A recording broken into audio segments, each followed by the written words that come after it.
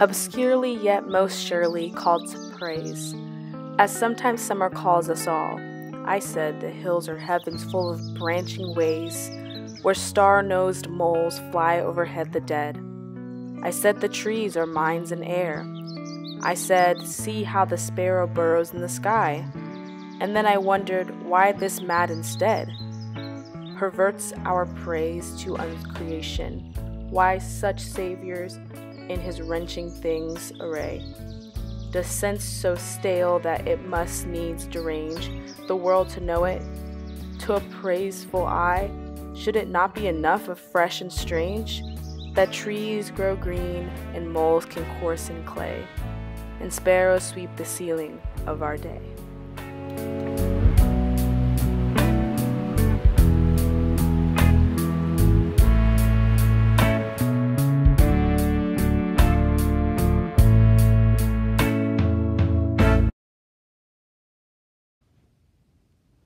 Praise in Summer by Richard Wilbur.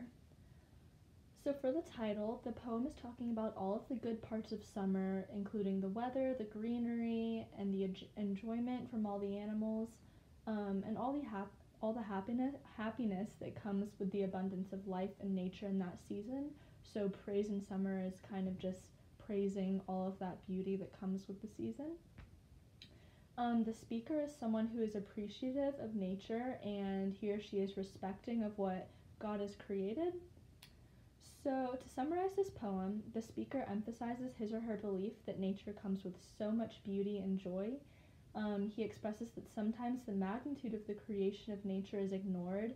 So in this poem, he wants to call to attention that we should appreciate the little things such as the hills and trees as described in the poem that deserve more recognition than the false things that we admire in its place. So there are several figurative devices. There are many descriptions of nature in this poem, using metaphors to compare earth and nature to the heavens. So the first metaphor is in line 4. Here the speaker is comparing the stars of the heavens to moles, which are a part of nature. And then in line 3, there's the use of alliteration, also with a metaphor. In line 3 says, the hills are heavens full of branching ways.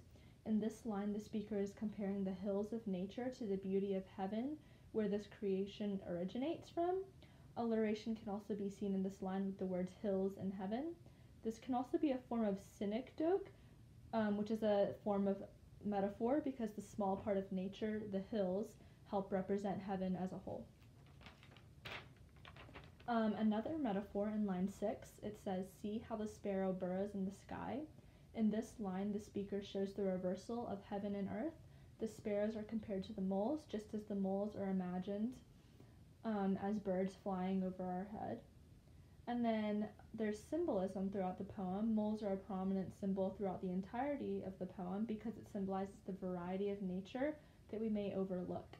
This is ironic because moles may not be characterized typically as the beautiful part of nature, but it's still part of nature as a whole and we should still appreciate them. So throughout the poem, the speaker maintains a reflective and appreciative tone as he praises the beauty of nature, and he's really just appreciating the little things and trying to show that to the audience. So there is a shift in the poem after the 6th line where the speaker begins to express some doubt compared to his confidence in the first few lines about nature. So after the shift, the speaker is making it clear to the audience that we must learn to be appreciative of nature, and he's really making his point. So after reading the poem and really understanding it, the title, we thought, foreshadows the meaning of the poem, that it may be easy to praise the beautiful nature, especially in summer, but we should maintain this gratefulness throughout life and throughout all of nature. And lastly, the theme of this poem is that we should appreciate the little things in life, such as a tree, and not forget the beautiful creation of the world.